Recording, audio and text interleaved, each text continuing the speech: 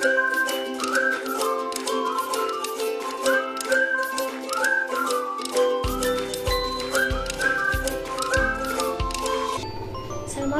warahmatullahi wabarakatuh. Perkenalkan, nama aku Dian Puspitasari. Di sini aku akan menjelaskan tentang konflik yang baru-baru ini viral di media sosial, yaitu di mana lagi ada sebuah kasus nih yang viral, yaitu tentang Holy Wings itu diduga melakukan penistaan terhadap agama, yaitu yang seperti disebutkan dalam media sosial itu dijelaskan bahwa di situ mereka melakukan penistaan terhadap yang namanya Muhammad dan juga Maria, di mana kedua nama tersebut adalah salah satu tokoh di mana mereka itu saling berpengaruh terhadap agamanya masing-masing ya, kebanggaan umat Islam gitu loh. Dan yang satunya lagi Maria, di mana Bunda Maria ini disebut-sebut adalah bunda dari agama Katolik kalau nggak salah ya. Holy Wings ini tuh diduga melakukan penistaan agama karena produk mereka yang melakukan promosi ditujukan kepada dua nama tersebut, yaitu Muhammad dan juga Maria. Dan keputusan dengan menggunakan metode Six Thinking metode Six Thinking Hats itu adalah sebuah keputusan dengan baik dan tepat menggunakan beberapa pendekatan perspektif. Kopi diibaratkan di sini pemikiran ya. Di sini ada warna yang di situ dijelaskan ada beberapa warna yang isinya itu berupa penjelasan-penjelasan. Ada warna Six Thinking Hats yaitu dengan topi putih, di mana topi putih ini itu mewakilkan kepolosan atau sebuah kenetralan. Nah, di mana pihak Holy Wings itu sebaiknya sebelum mengambil sebuah keputusan dilakukan sebuah diskusi dari pihak manajemen dan juga pihak marketing. Gimana sih caranya agar solusi yang didapatkan itu dapat diterima oleh masyarakat, sehingga produk yang kita edarkan untuk customer itu membuahkan hasil berupa keuntungan yang sangat besar dan tidak akan mengalami kerugian gitu ya. Kebanyakan orang-orangnya itu yaitu Islam dan juga Nasrani, di mana mereka juga sangat mengkonsumsi alkohol Holy Wings ini ya. Tidak dipungkiri juga bahwa mereka itu melihat pangsa pasarnya itu berupa sebagian besar itu Islam dan juga Nasrani. Maka dari itu mereka mengambil sebuah nama yang notabene-nya itu kebanyakan dari kedua nama tersebut untuk dijadikan sebuah promosi. Nah, kalau aku pribadi sebaiknya metode ini tuh diganti saja, mengambil sebuah keputusan dengan menjaga keakraban bersama, menjaga sebuah kerjasama yang baik. Selanjutnya itu ada topi kuning. Topi kuning mengibaratkan sebuah simbol matahari. Matahari ini tuh disimbolkan sebagai aspek positif ya, dimana hasil yang diberikan itu harus hasil yang berupa positif. Positif yang artinya di sini itu melihat ke depan bahwasanya kebanyakan masyarakat di Indonesia ini tuh orang Islam dan juga orang Nasrani, di mana mereka akan tertarik dengan promosi ini tuh dengan menggunakan dua nama tersebut, yaitu Muhammad dan juga Maria.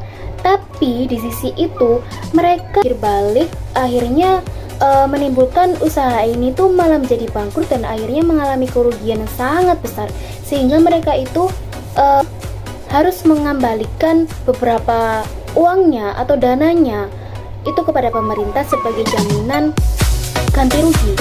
Dan sekarang Holy Wings juga dicabut izinnya oleh pemerintah karena tidak memiliki izin yang resmi. Notabene-nya mereka mendaftarkan izin tersebut lewat online. Jadi sepenuhnya mereka itu tidak memiliki izin yang resmi. Nah, jadi aspek positif di sini itu mereka seharusnya di lain itu ya, di sisi lain kedua nama tersebut itu sebaiknya ada beberapa hal yang bisa digunakan oleh mereka melihat pangsa pasar yang kebanyakan itu umat Muslim dan juga umat Nasrani. Jadi mereka itu bisa menggunakan berbagai cara, nggak hanya mengambil sebuah promosi dengan nama Muhammad dan juga Maria.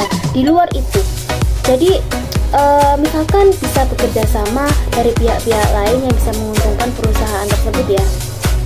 Nah, selanjutnya di sini ada merah. Warna merah itu melambangkan warna keberanian, emosional, dan juga insting. Nah, dimana dikatakan pihak Holy Wings ini itu melambangkan keberanian. Keberanian apa? Mengambil resiko dengan mengambil jalan menggunakan kedua nama ini itu sebagai promosi yang besar. Bahkan mereka itu menganggap ini tuh sebuah keberhasilan proyek manajemen yang nantinya akan diterima oleh masyarakat. Tapi terus juga ternyata sekarang malah menimbulkan kerugian yang sangat besar karena kedua nama ini tuh digadung-gadungkan sebagai nama yang sangat merugikan masyarakat, karena itu disebut juga termasuk penistaan agama. Jadi pihak Holy Wings mengalami kerugian karena masalah tersebut, sehingga menimbulkan masyarakat itu emosi. Jadi mereka itu sangat merasa dilecehkan atau merasa dirugikan dengan promosi ini ya, hitam. Topi hitam ini melambangkan negatif dan juga kritis, yaitu mengedepankan kehati-hatian dengan menggunakan kritik pada kelemahan dari suatu ide. Jadi dimana kita itu mengedepankan kehati-hatian atas ide yang kita lontarkan, yaitu tadi ide mengenai menggunakan kedua nama tersebut, dimana kedua nama tersebut itu sangat sensitif sekali di masyarakat ya, karena kedua nama ini tuh disimbolkan sebagai nama yang suci, nama yang sangat diagung-agungkan agama tersebut. Jadi sebaik memutuskan untuk mengambil keputusan yang besar, sebaiknya mereka mengambil jalan musyawarah bersama pihak marketing dan juga pihak pemasarannya Holy Wings itu. Selain ini tuh solusi yang terbaik itu seperti apa, jadi tidak menimbulkan pihak lain itu merasa dirugikan gitu. Kemudian selanjutnya ada aspek kreatif. Nah, di sini tuh disimbolkan hijau, yaitu yang melambangkan kesuburan, terus mengidentifikasi kreativitas dan ide baru. Nah, ide baru yang aku sebutkan tadi itu yaitu selain menggunakan nama itu sebagai promosi, misalkan diskon atau menggunakan promosi-promosi lain dengan kerjasama, atau misalkan menjual beberapa saham kepada investor, itu juga sangat menguntungkan sekali apabila mereka itu join gitu loh. Jadi mereka itu akan mendapatkan keuntungan beberapa persen ketika kita sepakat dimana kedua pihak ini antara Holy Wings dengan rekan kerjasamanya itu mereka bisa berdiskusi di situ. Sebaiknya kita melakukan investasi berapa dan kita itu akan menargetkan pasar seperti apa dan lain sebagainya. Itu bisa saja diambil keputusan yang sangat tepat ya. Jadi tidak akan menimbulkan kontroversi dan juga tidak akan merugikan pihak-pihak lain gitu. Yang malah kalau misalkan kita investasi itu akan sangat menguntungkan sekali, apalagi sekarang itu kebanyakan melakukan invest daripada melakukan promosi yang besar-besaran seperti itu ya, kalau menurutku pribadi. Nah, itu yang aku jelaskan tentang decision making. Selanjutnya yaitu tentang topi biru. Topi biru ini menghasilkan sebuah aspek kontrol, yaitu dimana dilambangkan dari sebuah topi yaitu berwarna biru, merupakan warna dari langit yang ada di atas skalanya. Jadi selain topi biru ini tuh kita juga nggak melupakan dengan topi-topi yang lain yang aku sebutkan tadi. Jadi dimana perusahaan tersebut itu harus melihat ke atas, gimana sih teknik marketing yang baik itu seperti apa. Yang kedua ada bias. Bias itu penyimpangan dalam berpikir yang cenderung mengalami kesalahan. Kondisi tersebut secara perlahan akan mempengaruhi penilaian dan keputusan seorang individu saat hendak melakukan sesuatu hal. Jadi bisa dikatakan bias ini adalah dimana seseorang itu melakukan sebuah kesalahan. Jadi gimana sih caranya agar kita itu tidak tidak akan melakukan sebuah kesalahan dalam mengambil sebuah keputusan, yaitu yang pertama kita itu harus bias informasi. Di sini selanjutnya aku akan menjelaskan tentang Zopa dan juga Batna, dimana kedua teknik ini tuh sangat membantu untuk menyelesaikan sebuah permasalahan, yaitu dimana Zopa tersebut dijelaskan zone of possible agreement, dimana ZOPA ini yaitu sebuah zona bertemunya kesepakatan pada saat tawar-menawar dalam sebuah negosiasi antara kedua belah pihak atau pihak. Selanjutnya ada PATNA. PATNA sendiri itu atau sering disebut dengan Best Alternative to a Negotiation Agreement adalah istilah yang dipakai dalam negosiasi sebagai alternatif agar negosiasi tercapai sepakat namun kita tidak rugi.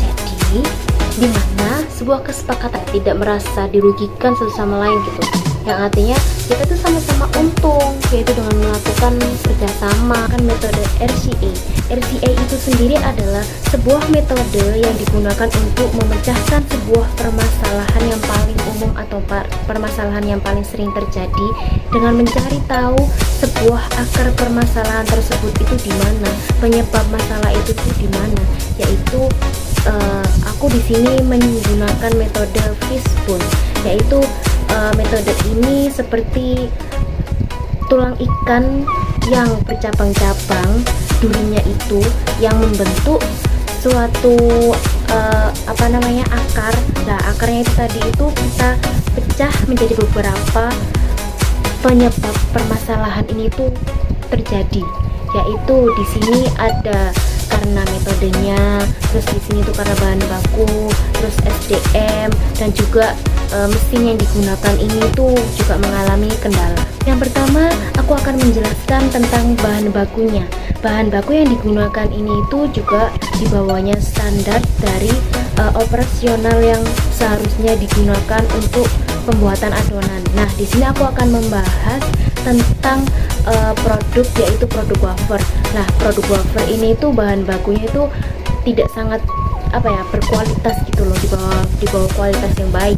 Terus yang kedua yaitu dengan teknik mesin. Nah, mesinnya itu juga mengalami kendala di mana pipa yang mengalirkan airnya itu kepada adonan yaitu mengalami kebocoran sistem. Jadi pihak manajemen itu tidak cepat-cepat untuk memperbaikinya, jadi mengalami sedikit kendala yang akhirnya membuat makanan atau produk tersebut itu cepat basi sehingga customer itu tidak akan membelinya. Terus yang ketiga yaitu tentang karyawannya atau SDM-nya, dimana SDM-nya itu juga mengalami kendala sistem, dimana manusianya itu yang bekerja atau karyawan yang bekerja untuk membuat adonan ini itu juga kurang berkualitas atau mengalami proses kerja yang sangat melelahkan sehingga kerjanya itu di bawah pengawasan sehingga dia itu mengalami kegagalan atau mungkin bisa karena capek atau apa. Lah, itu bisa menyebabkan produk ini tuh juga akan mengalami masalah sehingga mereka bekerjanya juga kurang totalitas. Nah, terus kemudian yang terakhir, metode yang digunakan untuk pembuatan wafer ini itu juga tidak baik, yang artinya di sini ada SOP. Nah, standar operasional produknya itu tidak bagus atau pihak manajemennya itu kurang meletakkan SOP yang baik untuk gimana sih caranya produk ini tuh laris di pasaran, enak, terus sehingga customer yang mencobanya itu juga puas gitu. Jadi SOP-nya itu kurang sama sekali sehingga produk ini tuh mengalami kegagalan dan akhirnya mengalami cacat produk sehingga tidak jadi untuk diperjualbelikan kepada masyarakat. Nah, sekian video penjelasan aku tadi mengenai tentang analisis sebuah konflik yang sedang viral hari-hari ini ya, belakangan ini itu tentang Holy Wings, dan kemudian RCA yang aku jelaskan tadi mengenai produk cacat itu juga sangat sudah jelas sekali. Jadi kalau misalkan ada kekurangan atau misalkan aku dalam membawakan